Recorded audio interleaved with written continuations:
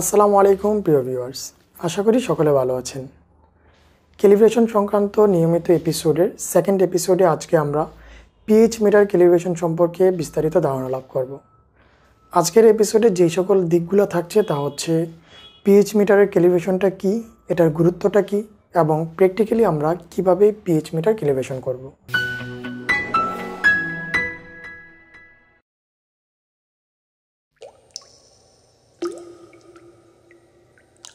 প্রথমে আমরা জেনে নেব পিএইচ মিটার ক্যালিব্রেশনটা কী। বেসিক্যালি পিএইচ মিটার হচ্ছে একটা ইনস্ট্রুমেন্ট, যে ইনস্ট্রুমেন্ট দিয়ে আমরা পিএইচ চেক করে থাকি।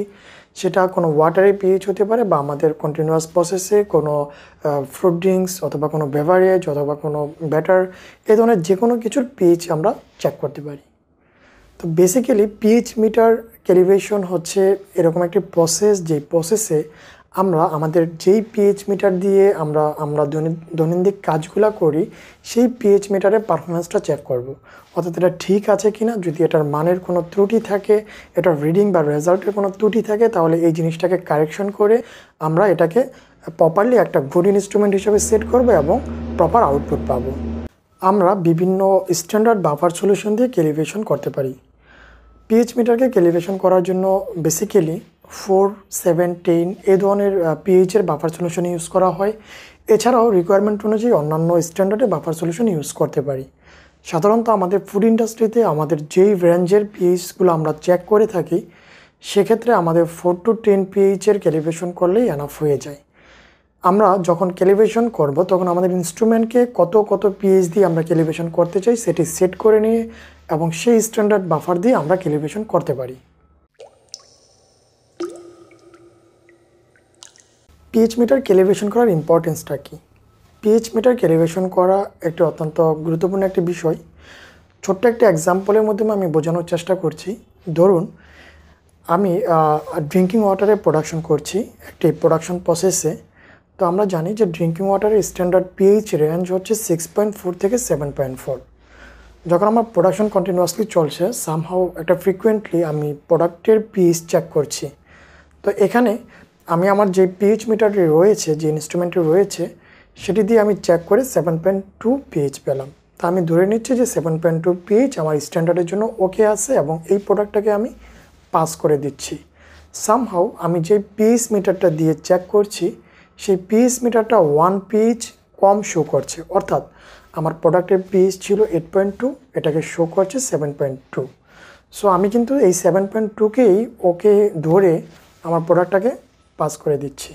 সেক্ষেত্রে যে জিনিসটা হলো, আমি কিন্তু একটি ফল্টি প্রোডাক্ট প্রোডাকশন করছি, যেটা আমার স্ট্যান্ডার্ড কোয়ালিটি প্যারামিটারকে ভায়োলেশন করছে। সো এই এক্সাম্পলটা থেকে বুঝতে পারছেন যে কন্টিনিউয়াস প্রসেসে মেজারিং ইনস্ট্রুমেন্টগুলো কেন ক্যালিব্রেশন করা অত্যন্ত জরুরি।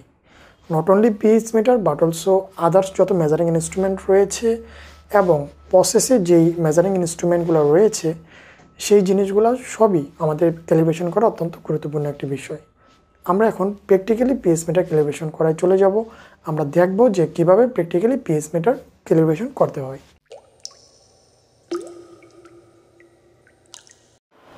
আমরা এখন একটি পিএইচ মিটার ক্যালিব্রেশন করা সম্পর্কে বিস্তারিত ধারণা লাভ করব।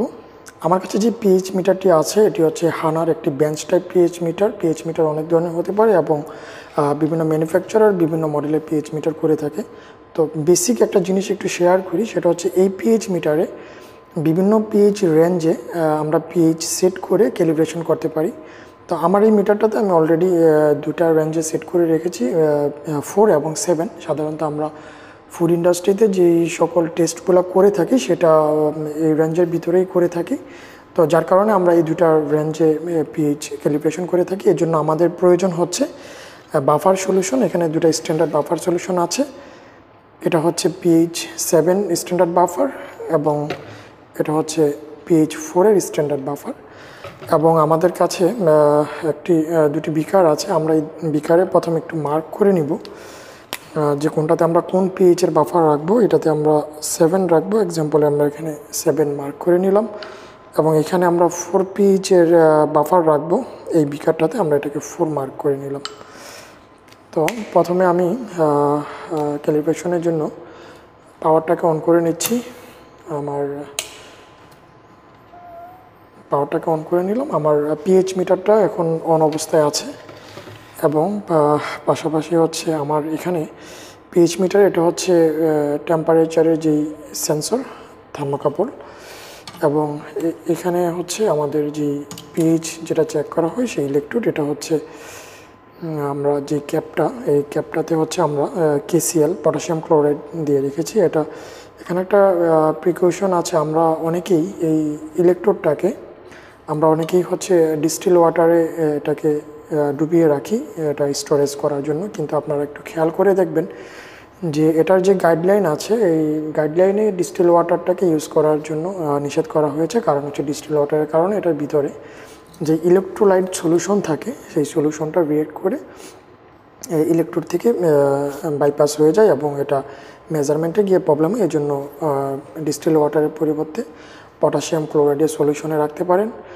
এটা স্টোরেজ জন্য খুবই ভালো, এবং এছাড়াও আপনারা নর্মাল ট্যাপ ওয়াটারে রাখতে পারেন। আমি প্রথমে ইলেকট্রোডটাকে ওয়াশ করে নিচ্ছি, নিচে আমি এমটি বিকারটা দিয়ে নিচ্ছি, এতে খুব ইজি হয় ওয়াশ করাটা, পানিটা বিকারে পড়ে যায়। এবং পাশাপাশি আমি টেম্পারেচার সেন্সরটাকে ওয়াশ করে নিলাম। ওয়াশ করে নেওয়ার পর আমি এটাকে একটু টিস্যু দিয়ে, সফট টিস্যু দিয়ে এটাকে মুছে দিচ্ছি যাতে আর গায়ে কোনো পানি লেগে না থাকে। মোছা হয়ে গেছে। এখন আমি আমাদের যে স্ট্যান্ডার্ড পিএইচ আছে সেটা বিকারে নিয়ে নিচ্ছি। এটা 4 পিএইচ, আমি 4-এর যে লেখা ছিল সেই 4-এর বিকারটাতে 4 পিএইচের বাফার নিয়ে নিচ্ছি, এবং এটা হচ্ছে আমাদের 7 পিএইচের বাফার। এটা আমি 7 পিএইচ মার্ক করা যে বিকারটা আছে সেটাতে নিয়ে নিচ্ছি। অবশ্যই বিকারটা ক্লিন করে টিস্যু দিয়ে ড্রাই করে নেবেন যাতে এতে কোনো ওয়াটার পোর্শন না থাকে। যদি ওয়াটার থাকে তাহলে আপনার বাফার সলিউশনের কনসেন্ট্রেশন নষ্ট হয়ে যাবে এবং পিএইচ ভেরিয়েশন হওয়ার পসিবিলিটি থাকে। এখন আমরা মূল অপারেশনটা শুরু করব। এখানে কিছু বাটন আছে এবং কিছু বাটনের সিম্বল আছে দেওয়া আছে, দেখেন। প্রথমে CAL, এটা হচ্ছে ক্যালিব্রেশন। আমরা ক্যালিব্রেশনে যখন প্রেস করব তখন এই পিএইচ মিটারের মনিটরের এই পাশে শো করবে যে কত পিএইচ বাফার সে চাচ্ছে এবং আমরা সেটা দিব। তো প্রথমে আমরা ক্যালিব্রেশনে প্রেস করি, দেখুন এখানে 7.01 দেখাচ্ছে, মানে আমাকে 7 বাফার দিতে হবে। তো আমি এটাকে একটু খুলে নিচ্ছি যাতে আমি ইজি দিতে পারি। এটা হচ্ছে আমার 7 পিএইচের বাফার। আমি এটাতে আমার ইলেকট্রোডটা দিয়ে দিলাম এবং টেম্পারেচার সেন্সরটা দিয়ে দিলাম। তা আমি এখন ওয়েট করব যে এটা ক্যালিব্রেশন হচ্ছে। দেখেন এখানে লোডিং হচ্ছে, ক্যালিব্রেশন হচ্ছে। এই জায়গাটা আপনারা একটু মার্ক করবেন। এখানে যখন CFM আসবে, মানে কনফার্ম করার জন্য যখন বলবে, তখন আমি CFM বাটনে প্রেস করলেই আমার 7 পিএইচটাকে অ্যাডজাস্ট করে নিয়ে নেবে। আপনারা দেখতে পাচ্ছেন যে মনিটরে এখনও 7.04 আছে এবং এটা লোডিং হচ্ছে। এবং ঠিক যখন CFM আসবে আমি CFM প্রেস করব এবং এটা অটোমেটিক্যালি এটা যে মানটা আছে সেটাকে অ্যাডজাস্ট করে 7.01 করে দিবে। CFM রেডি আসছে, আমি CFM প্রেস করে দিলাম। অলরেডি অটোমেটিক্যালি 7 হয়ে গেছে। এখন এখানে আমার কাছে 4 বাফার চাচ্ছে, তো আমি 7 থেকে এটাকে উঠিয়ে ফেললাম। দেন আমাকে অবশ্যই এটাকে ক্লিন করে নিতে হবে। আবার আমি এটাকে একটু ক্লিন করে নিই, ক্লিন করে আবার ড্রাই করে নেব, কারণ এটার গায়ে 7 পিএইচের বাফার লেগে আছে। তো আমি এটাকে ক্লিন করে ফেললাম। আর সফট টিস্যু দিয়ে এটাকে আমি মুছে নিচ্ছি, যাতে